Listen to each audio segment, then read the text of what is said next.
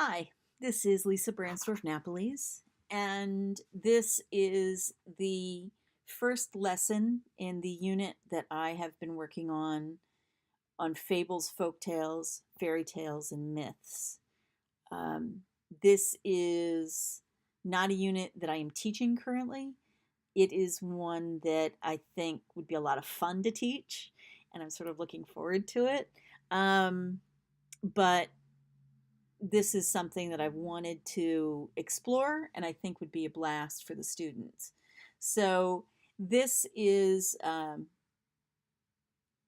lesson that, depending on how long your period is, if it's a 42-minute period, you might get through one or two folk tales, one or two stories. If it is a 90-minute, you might get through all of it, but I doubt it. This is probably at least a 2-day lesson. Um, but I think it makes sense to have all of the information together so that you can get as far as you can with your students before you have to start a new slide deck. The essential question for this unit is, how will you tell the story of your life? I think that students many times feel like their story isn't worth sharing or remembering. And I feel very strongly that one way that we empower our students to believe that they are worth educating, that they are worth fighting for, that they are worth advocating for by themselves and by others is by telling them and telling them over and over again that their story is important. Um, so the essential question of, does how we tell the stories of beginnings change how we understand the endings? Again, I think looking at process in storytelling and story making is very important for students who, for a lot of their school day, we will hammer them with reading nonfiction texts, with doing very traditional literary analysis so that they can give us back the quick right answers, the short responses that they're going to need, in our case in New York, on the Regents exams, but on any kind of standardized test. This unit would be acceptable. You could absolutely put that sort of goal, daily goal teaching in there, but this is a much broader study for the students and hopefully an opportunity for them to think in a new way. Um, so we always have essential questions and learning objectives or aims for the day. And the LOs are that students will be able to identify, compare, and contrast a variety of literary genres. In this case, fables, folktales, fairy tales, and myths. Um, Again, we focus a lot on nonfiction versus just general fiction. Um, I think it's important that students be able to have a more nuanced sense of fiction. They'll also be able to provide examples of each genre and begin, ooh, I need to edit these slides, be able to begin to build structure for writing of their own stories within the genres. Um, Again, the summative assessment for this entire unit will be telling their story, their own personal story of themselves, and picking one of these genres to write it in. So, are they a fairy tale? Are they living in a fable, a myth, a folk tale? Could be quite interesting, I think. This next slide I would not normally put in with students, but for this purpose, I think it makes perfect sense. EngageNewYork.org are the New York specific next generation learning standards, which are the New York State Common Core adaptations. I have chosen for students in the 9th to 10th grade band, even though I do teach students 9th through 12th grade. The students that I work with currently, because I am a special education teacher as well as ELA content, um, are definitely working on more basic analytical skills, writing skills. And so approaching it from this ninth, 10th grade level of complexity, I think, is probably more appropriate for a lot of them than focusing on 12th grade standards. I will attach the graphic organizers and the written texts for the stories that they're going to cover in this lesson.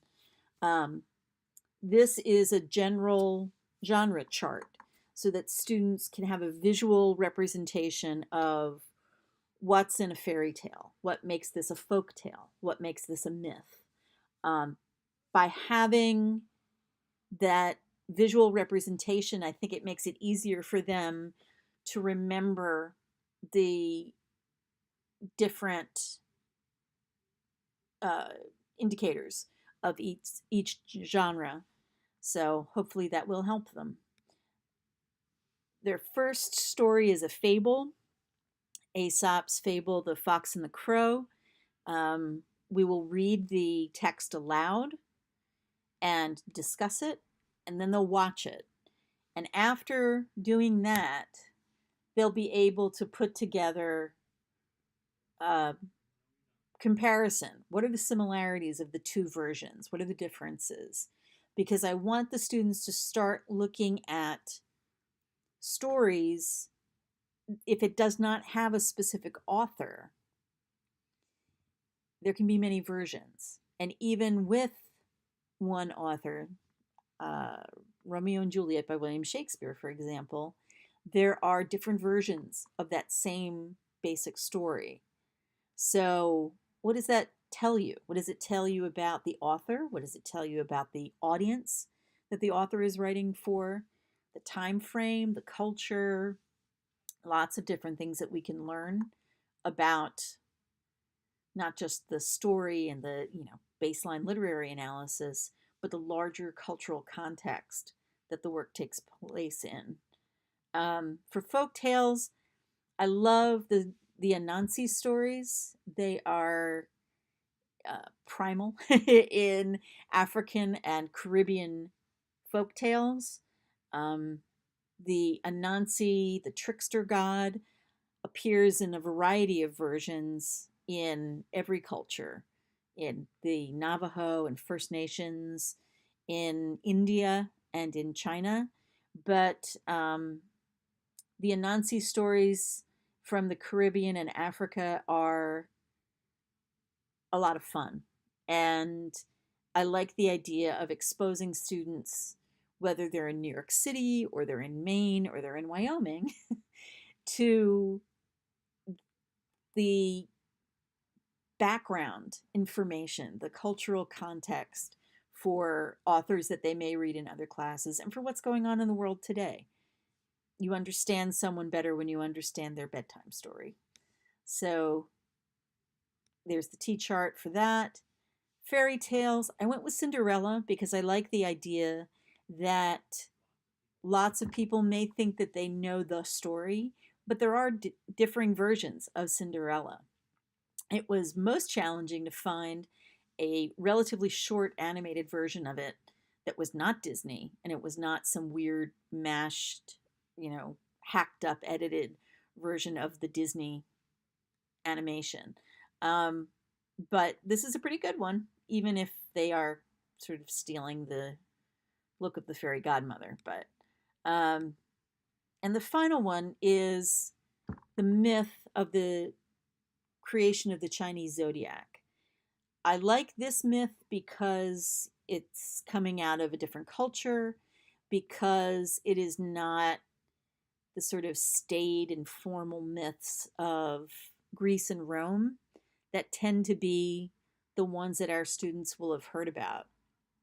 Cupid and Psyche and the Minotaur, which are wonderful stories to have them learn. But there's something really lovely about this version of the Zodiac story because it centers around the Jade Emperor and the race he has. And it's, who comes in in what place and why. Um, it's just a lovely, different take on this sort of origin story.